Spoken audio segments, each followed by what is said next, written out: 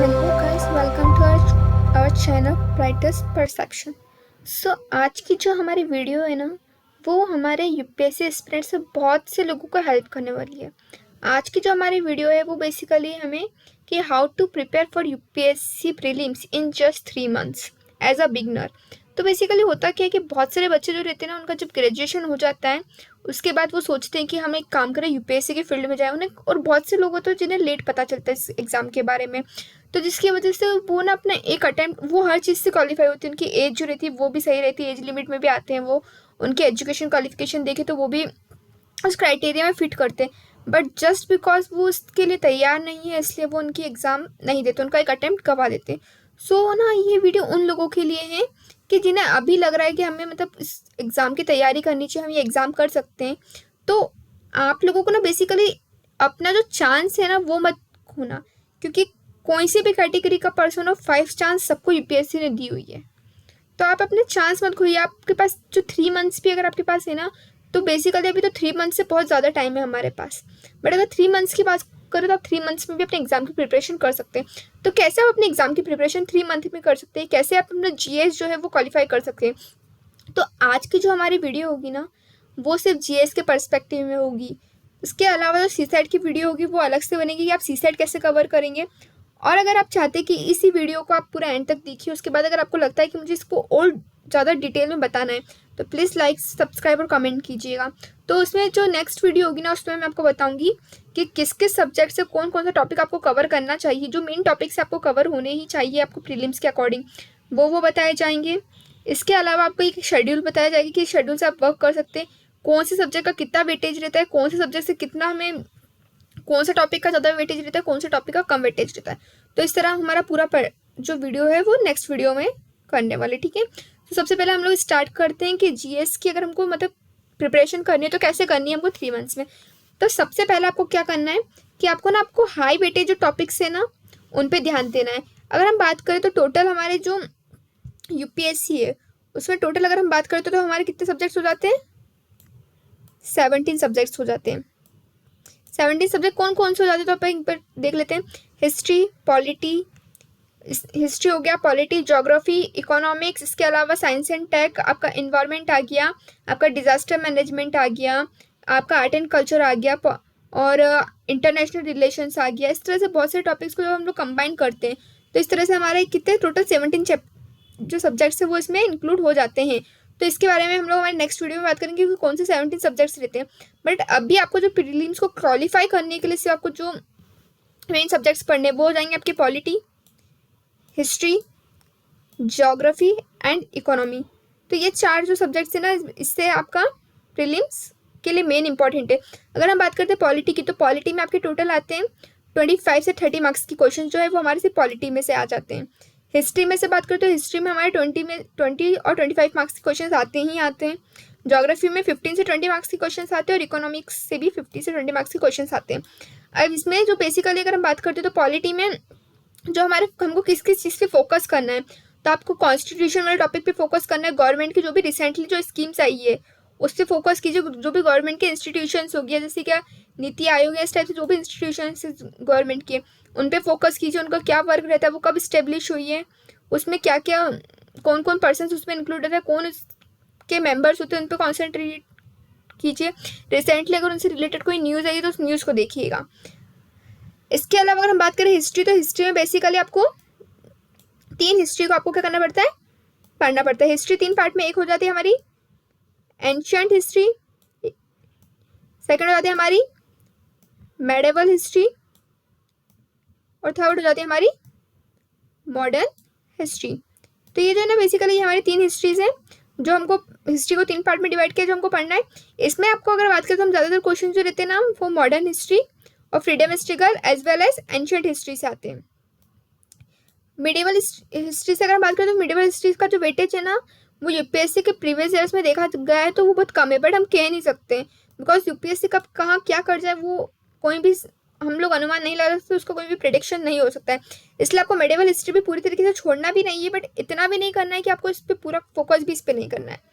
ठीक है, आपको मेन फोकस आपको जो करना है वो आपको करना है आपकी ancient history as well as modern history पे अगर हम बात करें तो अभी रिसेंटली न्यूज़ में ना बहुत सारे एक्सकवेशंस वगैरह आए हुए हैं जो कि हमारे अलग अलग जो टाइम पीरियड है उससे रिलेटेड होते हैं। तो आप न्यूज़ से कनेक्टेड आपको रहना पड़ेगा ताकि आपको पता चल सके कि एंशियंट हिस्ट्री से भी अभी कुछ हमको आर्किटेक्चर्स वगैरह मिले रिसेंटली, कुछ हमको स्टेच्यूज वगैरह मिले जो हमारे इंडस वैली से रिलेट करते हैं, शायद तक इंडस वैली या वैदिक के आसपास के टाइम पीरियड के वो स्ट्रक्चर्स हैं। तो आपको ना उन चीज़ों को कैसे न्यूज़ को कनेक्ट करना है, क्योंकि यूपीएससी जो है ना वो कोई अलग से नहीं है, वो भी क्वेश्चन से ही पूछेगा, बट वो क्या करेगा अगर करंट अफेयर में कोई चीज़ आई है उसको क्वेश्चंस कहाँ से लाएंगे, वो भी उनके पास भी लिमिटेड जो है कंटेंट, वो उनके पास भी लिमिटेड है।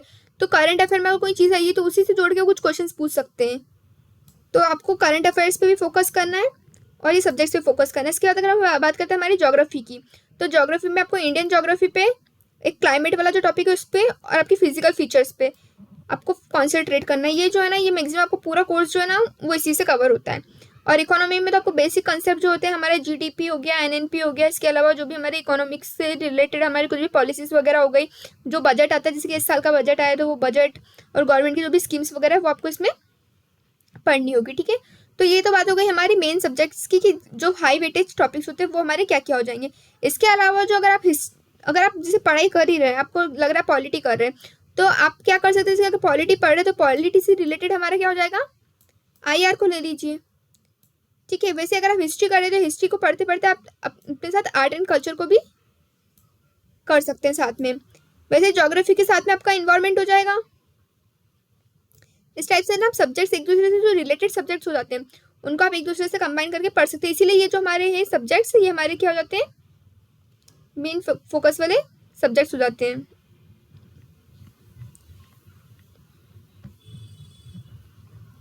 ये चारों हमारे मेन वेटेज वाले सब्जेक्ट हो जाते हैं। इसमें अगर आप टोटल काउंट करते हैं तो अगर हम हर सब्जेक्ट के मतलब अगर मान लें कि पॉलिटी में से सिर्फ 20 क्वेश्चन ही मानते हैं कि पॉलिटी में से 20 क्वेश्चन आ गए, इसके अलावा अगर आप मानते हैं हिस्ट्री में से आपको कितने क्वेश्चन आ गए, 15 मान लीजिए। वैसे अगर हम ज्योग्राफी में से भी 12 से 13 क्वेश्चन हर साल फिक्स ही होते हैं। हम हमेशा जो कभी भी अगर आप किसी चीज़ को कैलकुलेट करो ना तो जो उसकी ओरिजिनल वैल्यू रहती है ना, आपको पता है कि मिनिमम वैल्यू जो उसकी रहेगी हमेशा मिनिमम वैल्यू से कम लेके चलना चाहिए। तो उससे ना आपको प्रिपरेशन में भी आपको अच्छा रहेगा। जैसे कि मान लीजिए 12 हमने मान लिया इकोनॉमिक्स की भी 12, तो इन सबका टोटल हो गया हमारा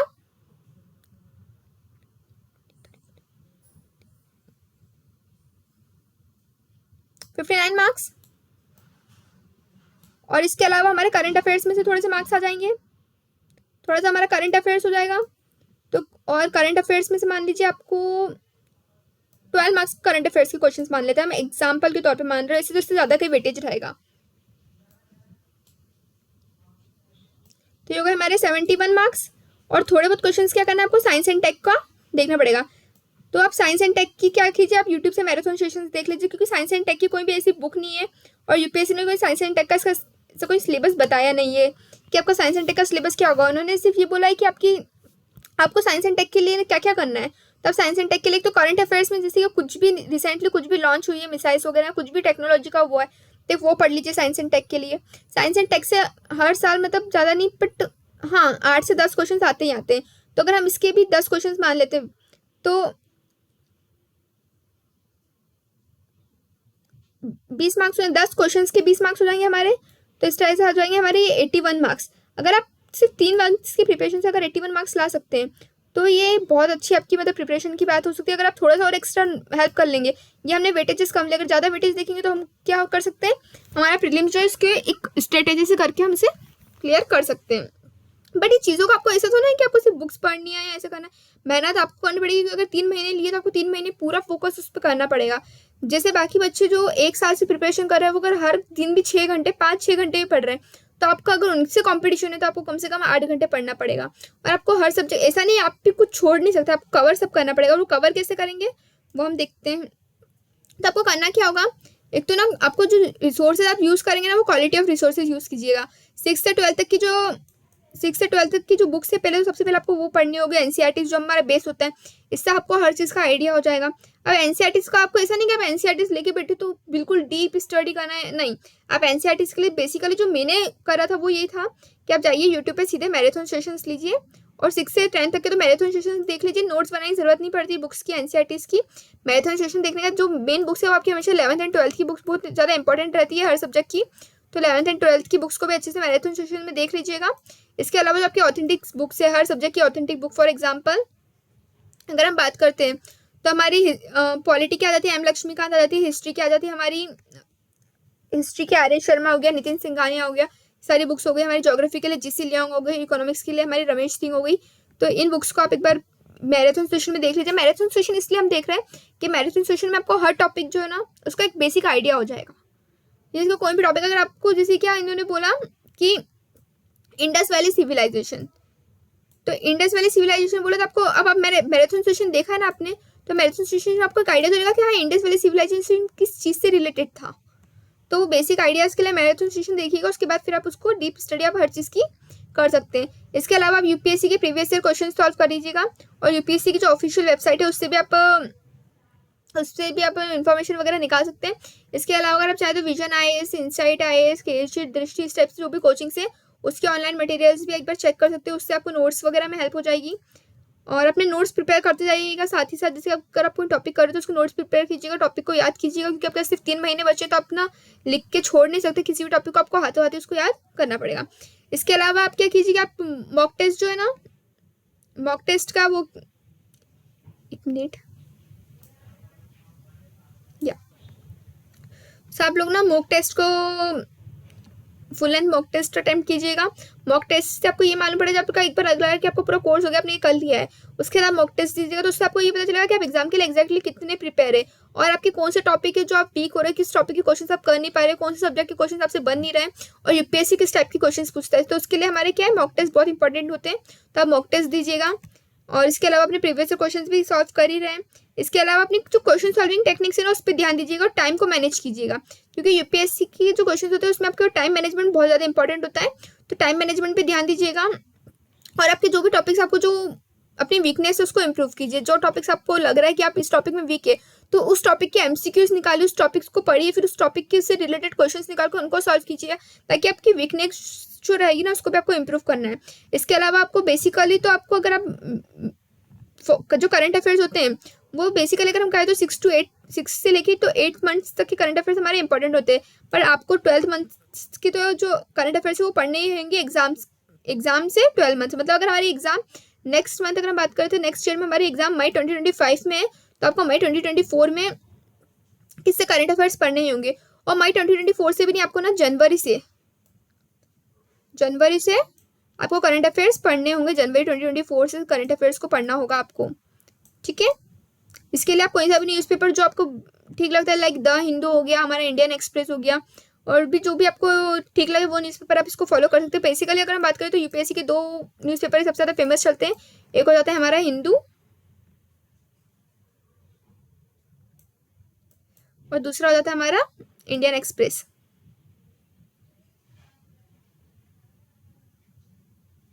सॉरी वो थोड़ा सा ऐसा लिखा है, बट वो इंडियन एक्सप्रेस, ठीक है। ये 2 पेपर जो है ना वो आपको पढ़ने होते हैं, आप इनमें से कौन सा भी एक पेपर ले सकते हैं, ठीक है। चाहे तो हिंदू लीजिए चाहे इंडियन एक्सप्रेस लीजिए, आपको जो उसमें बेनिफिशियल लगे, और उसके नोट्स बनाइए, जो इंपॉर्टेंट टॉपिक्स उसको एनालाइज कीजिए। अब आपके पास सिर्फ 3 मंथ्स है, अब 3 मंथ्स में सारे न्यूज़पेपर पढ़ना पॉसिबल तो है नहीं, तो आप क्या कर सकते हैं कि हर मंथ की जो करंट मैगजीन्स है ना, बहुत सारी कोचिंग क्लासेस की करंट मैगजीन्स जो रहती है ना वो आपकी उस पर गूगल पे रहती है, तो आप करंट मैगजीन से भी एक बार पढ़ सकते हैं, करंट मैगजीन्स भी पढ़ के आपका काम चला सकते हैं, ठीक है। उसके अलावा अगर हम बात करते हैं तो ये हो गया। इसके बाद आपको ना रिवीजन रेगुलरली करना है। अगर आज आपने जैसे कोई टॉपिक पढ़ा है, फॉर एग्जांपल अगर आज आपने पॉलिटी का कॉन्स्टिट्यूशन पढ़ा है तो कल भी आपको कॉन्स्टिट्यूशन को रीड करना है, परसों भी कॉन्स्टिट्यूशन को रीड करना है, प्रीवियस क्वेश्चन आपको छोड़ने बिल्कुल भी नहीं है, ठीक है। छोड़ना कुछ भी नहीं है, आपको कॉन्स्टिट्यूशन को बार बार रिवाइज कीजिएगा। आपको ये टॉपिक्स कितने दिन तक रिवाइज करना है, एक टॉपिक को ना आप सिर्फ 7 दिन तक रिवाइज कीजिएगा, क्योंकि 7 दिन बाद अगर आप 8वें दिन वो टॉपिक बिना बोले भी आपको, अगर आपसे नींद में भी कोई पूछेगा ना आप नींद में भी वो टॉपिक बता सकते हैं।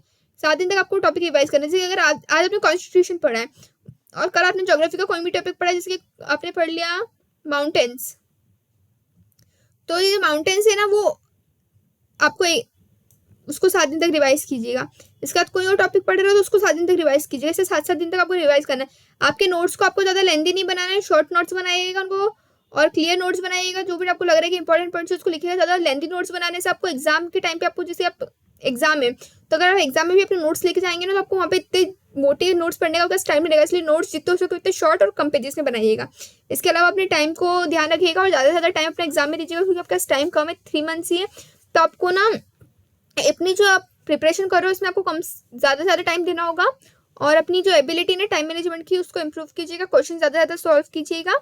और ये जो थी हमारी ये स्ट्रेटेजी थी जीएस की। इसके अलावा अगर आप चाहते हैं कि आपको सीसेट की भी स्ट्रेटेजी मिले तो प्लीज़ कमेंट करके बताइएगा। और अगर आप चाहते हैं कि जो, जैसे मैंने आपको ये बताया कि इसमें कौन कौन से सब्जेक्ट इंपॉर्टेंट है, जैसे मैंने अभी आपको इसमें बताया कि ये सब्जेक्ट हमारे इंपॉर्टेंट हो जाते हैं, तो अगर आप चाहते हैं कि इन सब्जेक्ट्स में कौन सा टॉपिक हमारा कितना इंपॉर्टेंट है और कौन सा टॉपिक कितना वेटेज रहता है, अगर आपको उसकी वीडियो चाहिए तो भी आप मुझे प्लीज़ कमेंट कीजिएगा।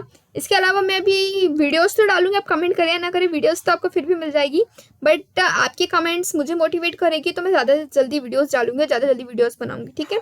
और मैं अभी ना एक नई सीरीज एक और स्टार्ट करने वाली हूँ जिसमें मैं ना हिस्ट्री से रिलेटेड रहेगी अभी वो हमारी। उसमें बेसिकली मैंने जो हमारी हिस्ट्री है ना उसकी जो भी हमारी टाइमलाइंस रहेगी ना उसकी एक वीडियो बनाने वाली हूँ, ताकि आपको एक टाइमलाइन का, अब आप बिगनर है तो सबसे पहले आपको टाइमलाइन पता होना चाहिए कि कौन सा इवेंट किस टाइम पीरियड में हुआ है। तो उसकी एक वीडियो में बनाने वाली हूँ जिससे आपको सारे इवेंट्स जो है ना उसके टाइम के साथ मिलेंगे कि ये इवेंट इस टाइम पीरियड में हुआ है, ये इवेंट इस टाइम पीरियड में हुआ है। इसके अलावा जितनी भी अभी तक की ट्रीटीज हुई थी हमारे दो, जिन जिनके बीच में जो भी हमारी ट्रीटीज वगैरह हुई थी उसकी एक वीडियो बनने वाली है।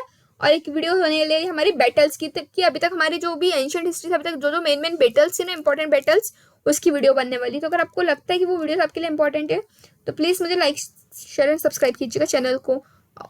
Thank you.